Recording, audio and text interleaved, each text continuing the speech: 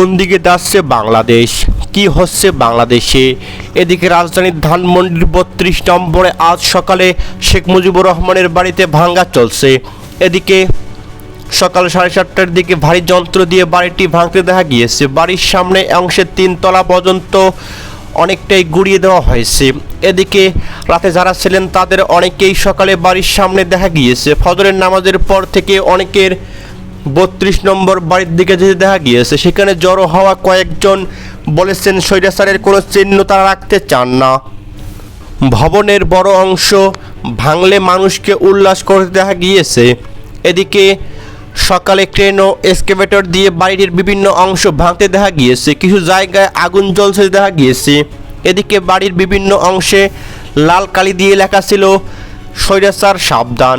এদিকে ভারতে পালিয়ে যাওয়া স্বৈরশাসক শেখ হাসিনার বক্তব্য প্রচারের ঘোষণা কেন্দ্র করে বিক্ষুব্ধ ছাত্র জনতা গতকাল রাতে ধানমন্ডি 32 নম্বরে ব্যাপক বিক্ষোভ করেন। এক পর্যায়ে শেখ মুজিবুর রহমানের বাড়িতে ভাঙচুর ও অগ্নিসংযোগ করতে দেখা গিয়েছে। এদিকে 32 নম্বরের বাড়ি ভাঙ্গা ছাড়াও গতকাল রাতে ধানমন্ডির পাশে অবস্থিত শেখ হাসিনার বাড়ির সুধা সদনে আগুন দিয়েছে বিক্ষুব্ধ ছাত্র জনতা। এদিকে জুলাই গণ অভ্যুত্থানে গত 5 আগস্ট স্বৈরতান্ত্রিক আওয়ামী লীগ সরকারের পতন ঘটে। অভ্যুত্থানের 6 মাস ছিল গতকাল।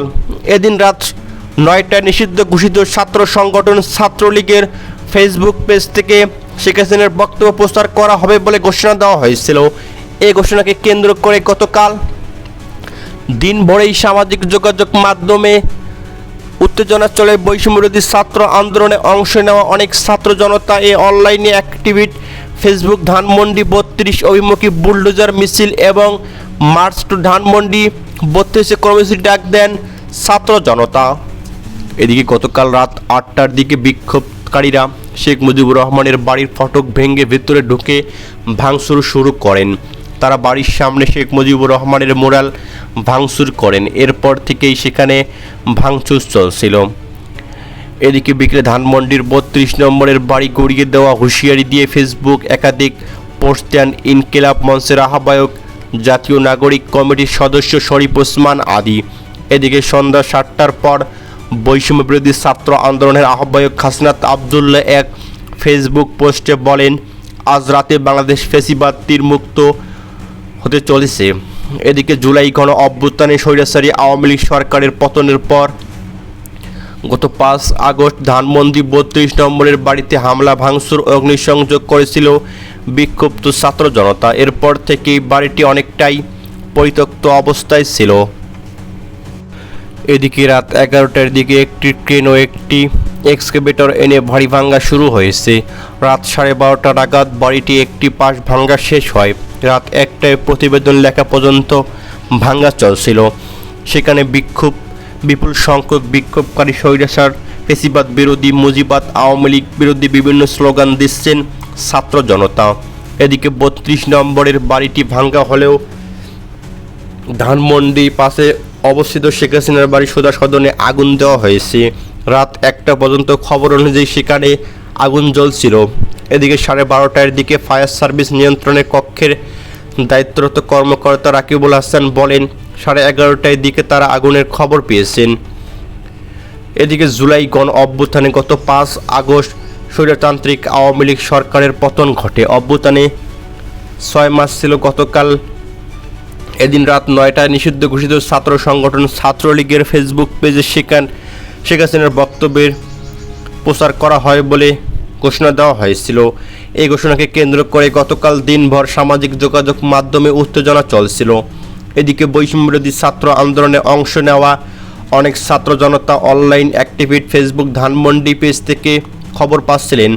এদিকে রাত 8টার দিকে বিক্ষুব্ধকারীরা শেখ মুজিবুর রহমানের বাড়ির ফটক ভেঙে ভিতরে ঢুকে ভাঙচুর শুরু করেছেন। এদিকে তারা বাড়ির সামনে শেখ মুজিবুর রহমানের মুরালটি ভাঙচুর করেছেন। এদিকে রাত 8টা 40 ভবনের 3য় তলার একটি জায়গায় আগুন জ্বলতে দেখা গিয়েছে। পরে আগুনের মাত্রা আরও বাড়ে।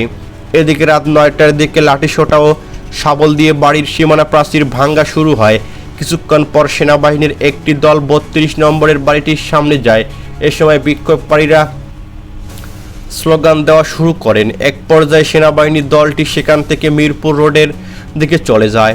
এদিকে রাত 10টার দিকে হাজার হাজার বিক্ষোভকারী বাড়ির বিভিন্ন অংশ ভাঙার চেষ্টা করেছিলেন আর বাড়ির বুলডোজার দিয়ে গড়িয়ে দেওয়ার দাবি জানিয়ে সামনের সড়কে বিক্ষোভ চলছিল। অন্যদিকে বাড়িটির কাছেই ধানমন্ডি লেকের পাশে খোলা জায়গায় প্রজেক্টর বসিয়ে জুলাই গণ অভ্যুত্থান নিয়ে প্রমাণচিত্রের প্রদর্শনী করা হয়েছিল।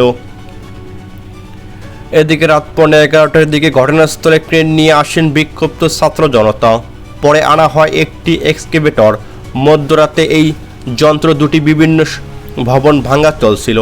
এর আগে গতকাল বিকেলে ধানমন্ডির 32 নম্বরে বাড়িটি গুড়িয়ে দেওয়ার হুঁশিয়ারি দিয়ে ফেসবুকে একাধিক পোস্ট দেন ইনকিলাব মঞ্চের আহ্বায়ক ও জাতীয় নাগরিক কমিটির সদস্য শরীফ ওসমান হাদি। এদিকে সন্ধ্যা 7টার পর বৈষম্যবিরোধী ছাত্র আন্দোলনের আহ্বায়ক হাসনাত আবদুল্লাহ এক ফেসবুক পোস্টে বলেন, রাতে বাংলাদেশ ফ্যাসিবাদ বিরোধী রূপভূমি মুক্ত হবেন। জুলাই গণ অভ্যুত্থানে সরাসরি আওয়ামী লীগ সরকারের পতনের পর গত 5 আগস্ট ধানমন্ডি 32 নম্বরের বাড়িটি হামলা ভাঙচুর অগ্নিসংযোগ করেছিলেন বিক্ষুব্ধ ছাত্র জনতা। এরপর থেকে বাড়িটি অনেকটাই পরিত্যক্ত অবস্থায় ছিল।